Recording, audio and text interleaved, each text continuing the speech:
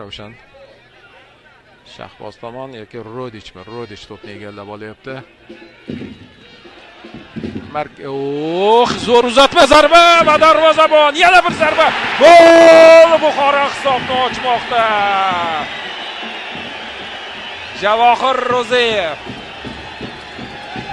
ismi bilan to'pni yetkazib berdi va bu golga aylanmoqda. Mana urishni boshlagan hujum. Rodichning o'zi to'pni egallab oldi. Mana orqasida Shahboz turgan edi. Shu yerdan uzatsa kerak deb o'ylagan edim. Tepishiga qarang. O'yindan tashqari holat yo'q ekan Temurda. Javohirda esa gol. Rodich rostdan zo'r o'ynadi. Grigorini aldab o'tdi. Birinchi urinishda, ikkinchi urinishda imkon qoldirmadi. Chap oyoqda Javohir to'pni darvozaga yo'llayapti. Endi bu to'pni